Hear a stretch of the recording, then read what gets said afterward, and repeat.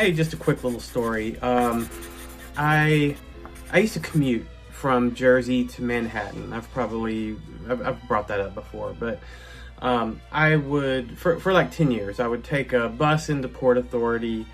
I would get out there and I would walk down to Madison Square Garden, which was like 12 blocks, and it was very busy.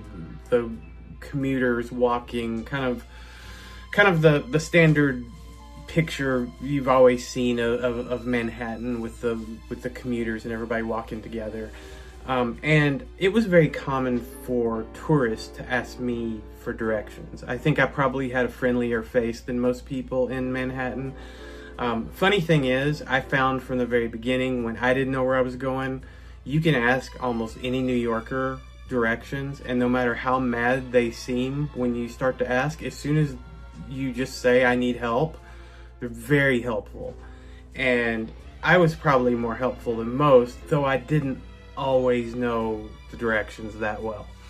So on this one particular day, I saw these tourists, and they were always really easy to spot because you had the commuters who were kind of like, blah, blah, blah, blah. And then you would see people who were like,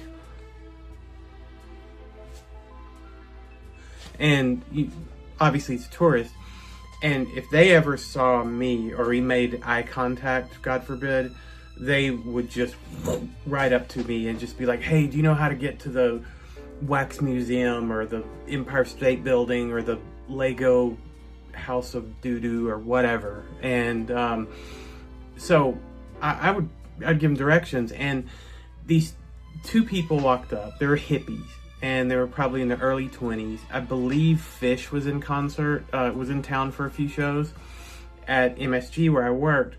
So yeah, these hippies walk up. They're wearing sandals in Manhattan, which is just gross, probably just walking through rat feces. And they were like, hey man, do you know where you can find Times Square? And I just walked out of Port Authority, so they are 1 block from it. And I was like, oh yeah, man, it is like 1 block over here. You just walk 1 block and then look to the left. Now, any other day, that's all I would have said, and that would have been it. Would have been great. But on this particular day, I had to go down to the very southern tip of Manhattan, down to Battery Park for an appointment. And so I actually had to walk to Times Square to get on a subway. So I said, hey, you know what? I'm walking over there right now. Just follow me and you'll see it on the left. And they were like, oh, okay, cool, man. So then we had this like awkward walk because I thought they would be behind me, but they actually walked next to me. And so I couldn't help it. I ended up in a conversation with them. I was like, so where are you guys from? And they're like, Portland. And I'm like looking at these hippies and I'm like, okay, yeah, that tracks. And it got really awkward because we were kind of in a conversation and kind of not. And I think they sensed it too. So I kind of started walking faster and they kind of started walking slower, and we got some real estate between us, so we didn't have to talk anymore, thank God. So I get to Times Square. You can't miss it. You're in it. It's Times freaking Square. And so I turn around and I was just going to point like, hey, there it is. And I don't see him. And so I was like, oh, okay. Well, there's a 60-foot ad of Justin Timberlake and a stock ticker, and you know, everything Times Square that you've ever seen on TV is right there. They're in Times Square. So if they don't know they're in Times Square, I don't know how to help them. So I went and got on the subway, and it may be 2 or 3 miles, but Midtown to downtown is like a different planet. It's like a 45-minute trip down there in the morning commute like that. It was on that particular day, just stopping, and then there was delays, and you know, it's just like you kind of go for a little bit and you stop and you go.